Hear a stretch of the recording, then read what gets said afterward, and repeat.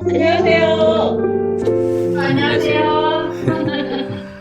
깜빡 뻔했어요. 그래서 문자를 네. 오늘은 문자를 안 보냈더니, 병원 갔다가 뒷날이 들어와가지고. 그래서 네. 오늘은 사람들이 안 들어온다, 그러고 있었어. 자, 오늘은 책임을 다하라는 제목으로 말씀을 증거하겠습니다. 성경은 열왕기 하 6장 14절로부터 33절까지입니다. 자, 오늘 본문은 참 이해하기가 어려운 본문 내용이죠. 그래서 우선 내용을 파악을 하고 간단한 교훈을 한 말씀 드리고 오늘을 마치도록 하겠습니다. 먼저 24절, 25절 두 절의 내용은 지금 이스라엘 북왕국에 매우 큰 기근이 왔었는데 엎친 데 덮친 격으로 이웃나라인 시리아가 침공을 해서요. 사마리아가 이제 이스라엘의 수도인데요. 시리아가 군대가 침공해서 그걸 포위를 했어요. 포위를 하고 오래도록 이제 보사작전이라고 하죠. 그래 하니까 가뜩이나 기근으로 식량도 부족한데 포위를 하니까 식량이 더 없겠죠. 아주 극한 상황입니다. 이게 여기 본문에도 보니까 나귀 머리 하나에 은 80세겔. 제가 조사를 해보니까요. 그러니까 나귀 머리가 뭐에 쓰는 겁니까? 뭐 식용으로 쓰겠죠. 식용으로 쓰는데 1세겔이 11.4g인데 80세겔이면 약 은 900g쯤 돼요. 요즘 시세로 보면 아기 머리 하나에 130만 원 정도 되는 거죠. 굉장히 비싸게 고가로 팔리는데 오늘날 소머리 하나를 얼마에 팔리나 봤더니 10만 원 합니다. 소머리보다 나귀 머리가 작겠죠. 근데 같다고 봐도 거의 20배나 비싼 가격으로 팔린다는 뜻. 얼만큼 식량이 부족하면 비둘기똥은 어디다 쓰는지는 저는 모르겠는데요. 4분의 1 컵. 컵도 무슨 뭐 대의 종류인 것 같습니다. 그거에 83,000원 정도. 이렇게 해서 팔리는 것으로 아마도 매우 식량난을 겪고 있는 것으로 그리고 26절부터 30절까지 내용 전체를 보면 이런 와중에 왕은 그래도 전쟁 중에 있으니까 잘 버티고 있었어요. 근데 어떤 여인이 찾아와서 호소를 하는 것입니다. 호소를 하는 내용을 주여 도와주소서라고 이제 하니까 얘기도 들을 것도 없이 얼마나 많은 SOS를 왕에게 청했겠어요. 이런 얘기를 먼저 합니다. 주께서 너를 돕지 않으시는데 내가 어찌 너를 돕겠느냐? 타작마당에서 돕겠느냐? 포도즙 틀에서 돕겠느냐? 이 뜻은 기근은 왕도 어떻게 할 수 없다 하는 뜻입니다. 기근은 왕도 어떻게 할 수 없는 것이다. 보통 이방 왕들은 이렇게 극한 상황에 있을 때 왕이 어쨌든 해결을 해줘야 체면이 섭니다. 왜냐? 이방 왕들은 적어도 자신이 신처럼 행동했거든요. 내가 신이다 하고 했고, 근데 이스라엘 왕은 나 외에는 다른 신을 섬기지 말라 했으니 왕도 신처럼 행세할 수도 없는 거고, 자기도 그렇고 백성도 봤을 때 이런 극한 상황에 처했을 때는 어느 정도 뒤로 이렇게 책임 회피를 할 수 있는 여지가 있어요. 타작마당에서 돕겠느냐, 포도즙 틀에서 쫓겠느냐 하는 뜻은 이방인들은 이제 반드시 인신제사를 하든 뭐 어떻게 하든지 뭔가 책임 있게 해야 되는 입장인데 나는 내가 어디 하나님이냐, 뭐 내가 무슨 권한이 있겠느냐 이렇게 해서 책임 회피를 하는 뜻입니다. 그렇지만 그래도 자초지종을 물어야 되겠죠. 그래서 묻습니다. 너를 괴롭히는 것이 무엇이냐 하니까 기가 막힌 얘기를 하는 겁니다. 전혀 예상하지 못한 이야기인데 하도 배가 고프니까 두 이웃의 여인이 아들을 놓고 서로 삶아먹기로 정한 겁니다. 이것은 이방인에서도 일어날 수도 없는 가장 극악한 막장까지 간 거죠. 그래서 자기들이 약조해서 오늘은 당신 아들을 먹자 하고 그렇게 해서 내일은 우리 아들을 먹겠다 해놓고 이제 첫 번째 아들이 희생이 됐는데 그 다음날 이제 내놓아야 할 차례에 안 내놓는 거예요. 그래서 그걸 심판해달라고 왔으니 얼마나 기가 막힙니까? 한때 솔로몬에게도 두 여인이 찾아와서 살아있는 어린 아이를 이렇게 누의 아들이냐는 것을 판단해달라고 한 바도 있었지만 여기는 그보다 더 훨씬 심각한 상황입니다. 우선 이 여인들은 인간이 할 수 없는 짓을 해서 반드시 심판을 이런 거를 송사를 들이기 전에 잡아다가 감옥에 가둬야 할 판인데도 너무 상황이 급박한 겁니다. 그러니까 필요 앞에는 법도 무용지물인 거죠. 또한 극한에 몰리면 인간이 이렇게까지도 할 수 있구나 하는 것을 보이기도 합니다. 어쨌든 왕은 이제 더 이상 참을 수가 없고 이게 일종의 무너진 거죠. 멘탈이 무너졌어요. 그래서 여기서 옷을 찢고 여인들의 요구는 뭐 들어볼 것도 없고 하여튼 이 상황에 자기가 옷을 찢고 회개를 하는 양세죠. 비통해하는 모습을 보이고 있습니다. 근데 31절에 보니까 갑자기 왕이 화를 내죠. 분노를 하면서 내가 하나님의 사람 엘리사를 죽이지 않으면 하나님이 나한테 벌을 내리라. 이렇게 하나님의 사람 엘리사를 죽이려고 하고 체포 명령을 내립니다. 그 또 32절에는 이제 엘리사 집이 장면이 나오는데 엘리사는 유력한 장로들하고 같이 함께 있었는데 왕의 사자가 오는 것을 미리 알고 저 사람이 내 목을 취하려고 오는 것이다. 이렇게 말하면서 문을 닫고 그를 문 밖에 세워두고 있는 겁니다. 참 순간 하나하나가 참 이해가 안 돼요. 권능을 행하는 엘리사가 또 자기 목숨을 부지하려고 문을 닫는 행위라든가 뭐가 앞뒤가 하나도 안 맞는데 어쨌든 예지 능력도 있고 그래서 드디어 그 사자가 나타나서 뭐라고 하느냐면 보소서 이 재앙은 주께로부터 온 것이니 내가 어찌 주를 더 오래 기다리리요. 그러니까 왕의 사절단이 왕의 그 마음을 전하는 거죠. 이 재앙은 주께로부터 왔다. 이렇게 극한 상황에 몰리는 것은 인간이 어떻게 할 수 없고 하나님으로부터 온 것이니 하나님의 사람인 엘리사한테 묻는 겁니다.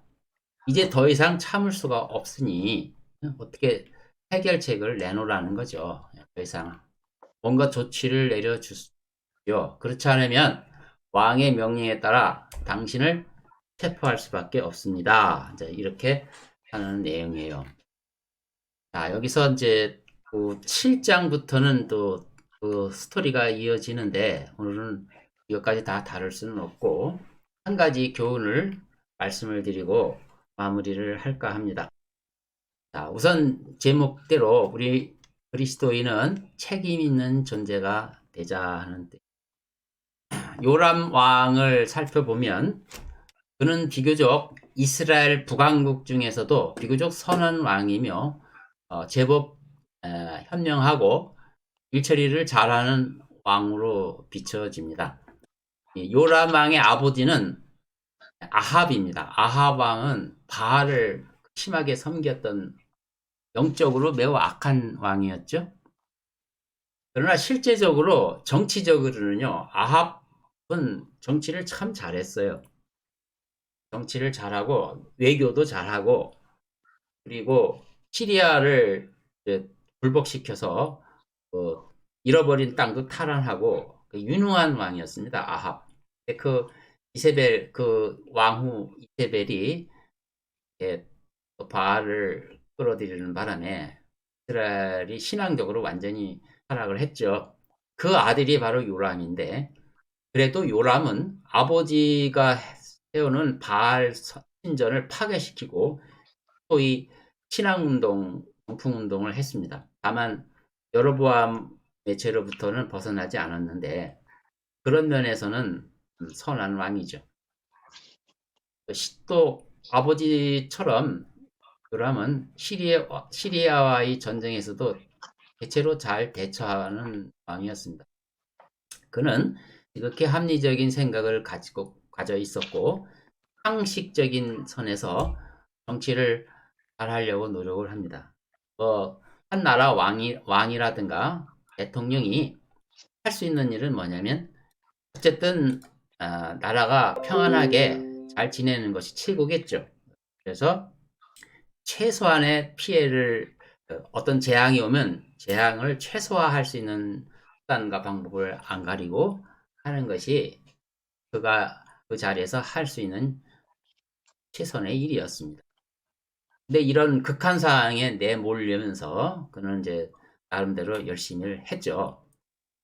그가 지금 하나님과 무관한 세상살이를 한다면 이 성경에 나와 있지도 않을 거고 아무런 교훈이 없는데, 이스라엘 역사는 세상 속에서 살면서 하나님과 함께 살아내야 하는 그러한 입장에 있고, 왕은 그런 이스라엘 백성을 끌어나가야 할 책임 있는 자리에 있는 것입니다.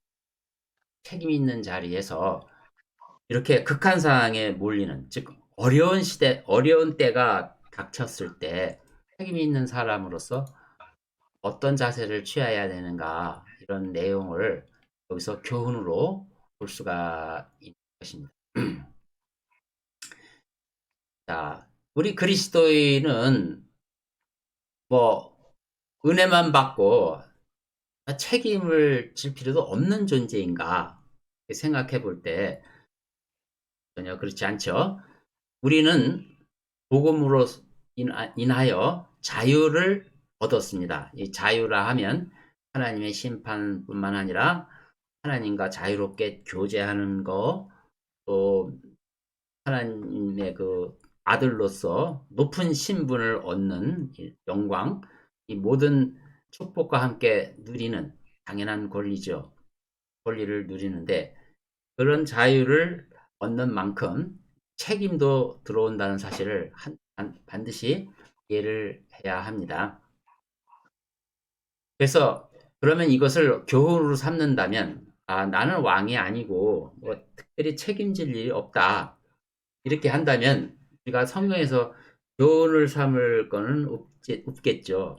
그러나 그리스도인은 부르심을 받은 그 자리에서 자유를 누리고 하나님과 함께 하라는 말씀을 배웠는데, 그 얘기는 어느 누구든지 복음으로 자유를 받은 사람은 책임을 져야 한다. 무슨 책임을 져야 한단 말입니까?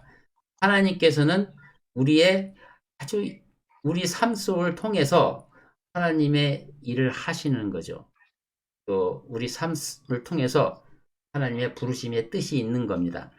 거기에 대해서 우리가 책임의식을 가지고 긴장하며 살지 않고 그냥 멍하게 살아간다면 정말 우리의 부르심이 무엇인지 잘 모르는 것입니다. 가정주부면 가정주부로서, 학생이면 학생으로서, 또 그 가정의 가장이면 또 가장으로서, 또 사업을 하는 사람 사업가로서, 또 거기에서 봉사는 종업원이라면 종업원으로서, 내가 군인이면 군인으로서, 또 일용직 심부름꾼이면 심부름꾼으로서, 그가 어떤 위치에 있든지 하나님은 그에게 자유를 줬다면 책임도 있는 것입니다. 그 일상의 삶을 통해서 하나님은 일하기를 원하시고, 오늘 열왕기하 6장에 보면 실질적으로 하나님이 귀하게 쓰시는 종들을 보면 엉뚱한 사람들이 그 일을 하고 그들이 꼭 무슨 하나님의 일을 해야 되겠다는 의식을 하는 게 아니고 자기의 삶 속에서 나름대로의 상식선을 가지고 최선을 다하는데 그의 한 행동들이 하나님께서 놀랍게 쓰신다 이거예요. 바로 그런 것을 기대하면서 살아가는 것이 그리스도인이라는 것입니다. 자, 그런 의미에서 고린도전서 7장 17절을 우리가 다 같이 펴서 읽어보도록 하겠습니다. 7절부터 오직 각 사람은 하나님께서 나눠주신 대로 각 사람은 주께서 부르신 대로 그대로 행하라. 이게 중요하죠. 부르신 대로 그대로. 요람이 왕으로 세움을 받았지 않습니까? 하나님의 이스라엘을 백성을 이끄는 왕으로 부르심을 받았잖아요. 그럼 왕은 왕으로서 그대로 왕의 역할을 하라는 뜻이죠. 내가 모든 교회에서도 그렇게 지시하노라. 할례를 받은 후에 부르심을 받은 사람이 있느냐? 그는 무할례자가 되지 말라. 무할례 시에 부르심을 받은 사람이 있느냐? 그는 할례를 받지 말라. 할례를 받는 것도 아무것도 아니며 할례를 받지 아니하는 것도 아무것도 아니로되 오직 하나님의 계명들을 지킬 것이니라. 무슨 뜻이냐면 어느 신분이든지 어떤 상황이든지 지위고하 막론하고 너면 충분하다. 내가 너를 불렀으면 너의 일상의 삶을 내가 쓸 것이다. 그래서 오직 그날 현실 속에서 하나님의 말씀이 임하면 그거에 대한 반응을 하는 것이 중요한 것이지 그것이 중요하다는 뜻입니다. 그래서 뭐 미리감치 내가 하나님의 사람이니까 어떻게 해야지 이런 계획을 세우고 하는 일이 중요한 게 아니고 그 부르심 그 위치에서 오늘 하나님이 나한테 무슨 말씀을 하시는가 어떤 인도를 하시는가에 감하라는 뜻입니다. 20절 각 사람은 부르심을 받은 그 부르심 안에 거하라. 내가 종일 때 부르심을 받았느냐 그로 인하여 염려하지 말라. 내가 종인데 하나님의 자녀로 부르심을 받았는데 내가 어떻게 해야 되나 이렇게 하지 말고 그냥 그대로 살으라는 얘기입니다. 그러나 네가 자유스럽게 될 수 있거든 차라리 그것을 사용하라. 너는 자유인이니까 그러니까 자율권이 많이 주어지는 거죠. 이는 종도 주 안에서 부르심을 받으면 주께 속한 자유인이며 마찬가지로 자유인도 부르심을 받으면 그리스도의 종이기 때문이라. 너희는 값을 치르고 산 것이니 사람들의 종이 되지 말라. 그러니까 매이지 말라는 거예요. 그리스도인은 매이지 말고 너의 삶이 중요하다는 것입니다. 하나님은 누가 만들어 놓은 아주 틀에 박힌 것에 사람을 인도해서 거기서 뭘 하려고 하는 분이 아니고 너의 그 삶, 네가 부르심을 받은 그 상황, 그것 자체를 하나님이 하시기 때문에 이렇게 매이지 말라는 거예요. 사람들의 종이 되지 말라. 형제들아 각자 부르심을 받은 그 부르심 안에서 하나님께 함께 거하라.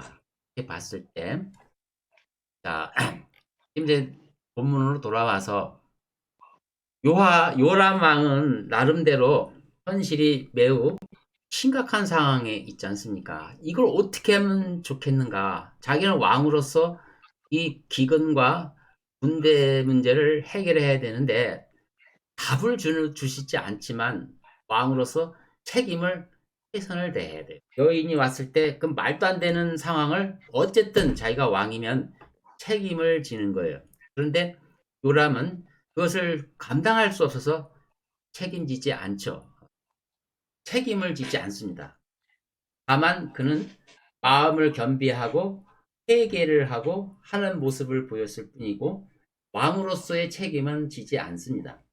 그러나 하나님은 우리에게 어떤 상황이든지 책임질 건 책임지라고 하는 겁니다. 그러니까 신앙을 통해서 자신을 숨어 책임은 지지 않고 마냥 숨고 하나님이 어떻게 하기를 바란다고 하는 것은 잘못된 신앙이죠.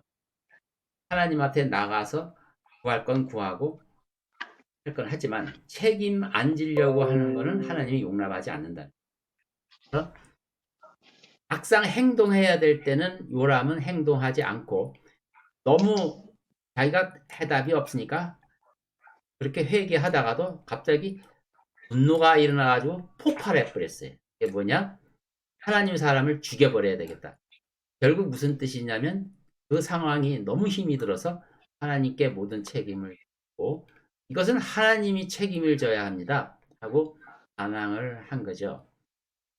이것은 우리 그리스도인이 참 진지하게 묵상해야 될 내용인데 하나님은 우리가 이런 면에서는 참 좀 있죠.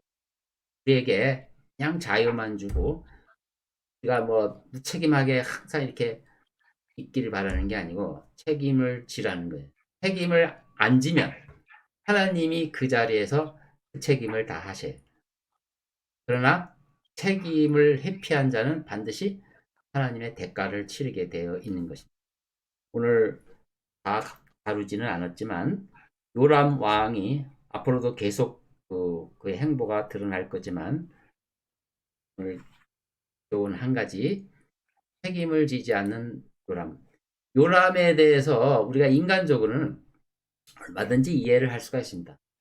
왕으로서 그 정도 이상 더 어떻게 하란 말이냐. 그러나 이제 결국 뭔가가 어떻게 하는 것이 책임을 지는 거냐. 성경은 그런 걸 답해 주는 게 아니고 어떤 극한 상황을 내몰았을 때는 하나님께서는 뭔가의 이유가 있을 것이고 거기에 주인공이 된 당사자는 어떤 식으로든지 자기가 책임을 져야 할 부분을 먼저 생각했어야 되는 거고 그것을 회피했다면 하나님의 책망을 또 피할 수가 없는 것입니다. 그리고 그 이후에 또 하나님이 등장해서 우리에게 또 새로운 교훈을 줄 것입니다. 이 부분은 다음에 다루기로 하고 오늘은 정말 우리에게 자유를 주셨만 달콤한 것만 받지 말고 일상을 통해서라도 우리는 그러므로 모든 분야의 신분에게 책임을 요구하고 계시는구나를 교훈으로 꼭 받으시기 바랍니다. 자, 여기까지 들을게요. 자, 오늘은 기도 제목을 말씀을 드리겠습니다. 각자 기도를 해야 될 건데 우선 코로나로 인해서 비정상적인 삶이 계속되는데 하루속히 정상으로 회복되도록 기도해 주시고요. 아멘. 아멘. 예, 마치겠습니다.